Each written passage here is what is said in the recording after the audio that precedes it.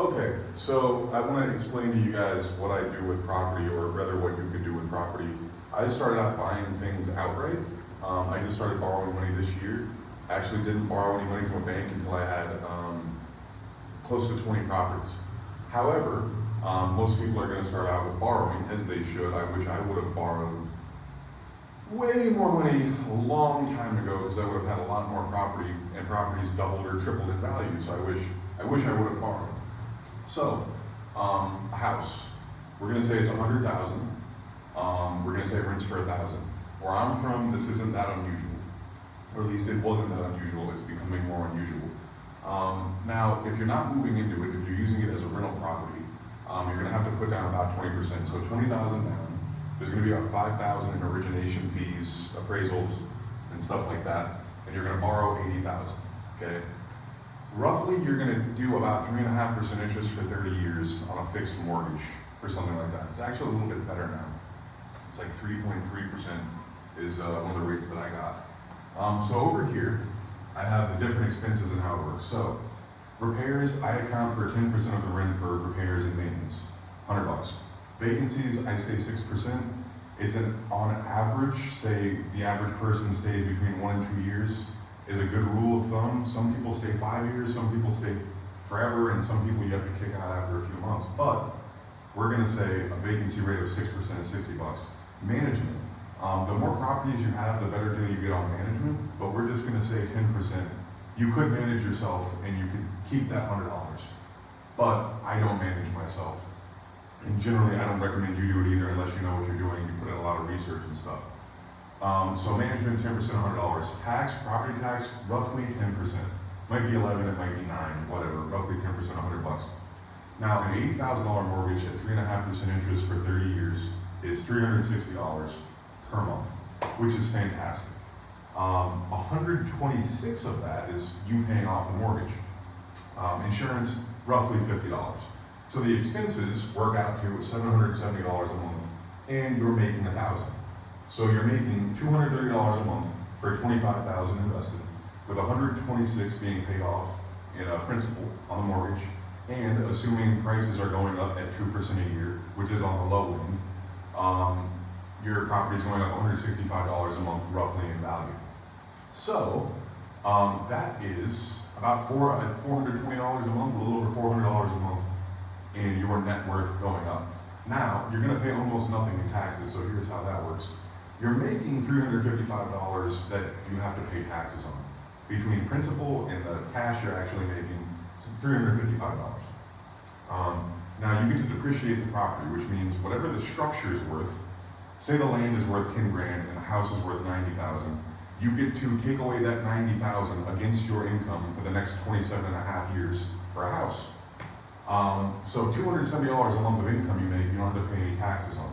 So if you're making $355 and you don't have to pay taxes on $270, you have a taxable income of $80, which is a 22% tax bracket, $18. So you make $230 a month, you pay $18 in taxes, okay? So you can see over here, you invested $25,000, 20,000 down, 5,000 in fees. You're making about 5,000 a year, roughly assuming the market's going up at 2% and averaged. So with something like 100,000 invested, if you were to get slightly better deals and maybe even a slightly better interest rate, you could be looking at making something around $1,000 a month for $100,000, which is a 12% return.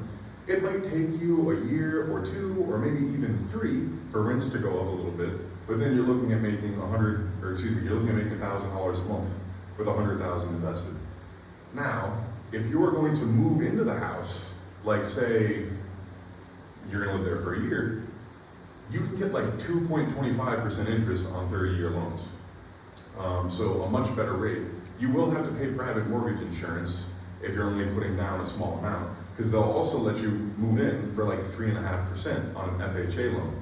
You can look that up, you can Google it, which are meant for obviously moving into. Now you can get a loan like that on a 4-plex, or a duplex, or a 3-plex, whatever.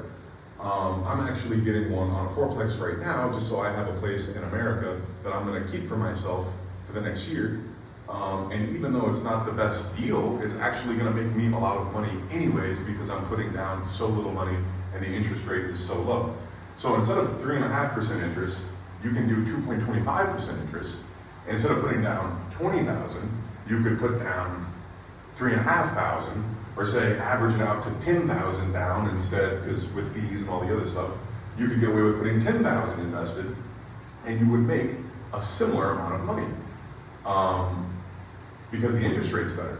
So if you did that with a fourplex instead of a house, and say you did that 2 years in a row, or 3 years in a row, and you had 3 fourplexes, you can see how you could invest a very small amount of money, and you could get a lot back in terms of monthly cash flow, principal being paid down on mortgages and appreciation.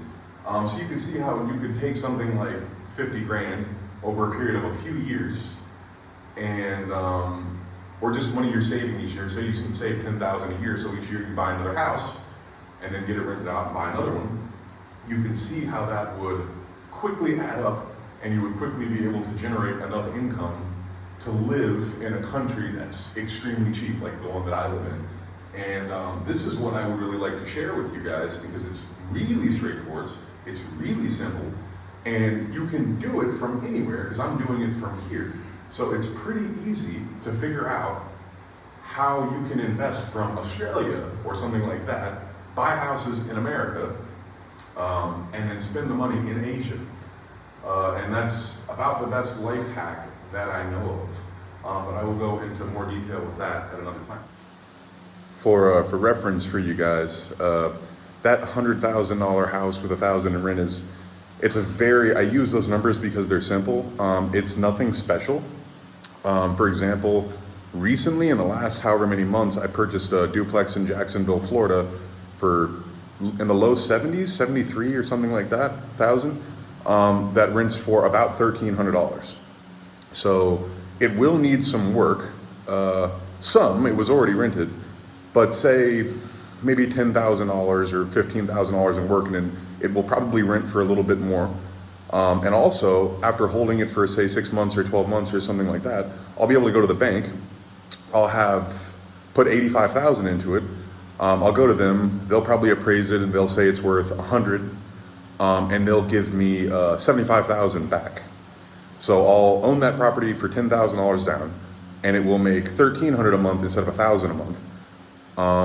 And you guys can see how not only would I make more than $230 a month, but I'd have done it for $10,000. Maybe I'll make $300 a month. So $3,600 per year in cash flow for $10,000, a 30% return in cash for $10,000 invested. Now that's a little bit more of an advanced strategy because you have to have money to buy it cash. However, lots of people are doing it, and I've done it with a bunch of different properties. Actually, that's what I've been doing this last year.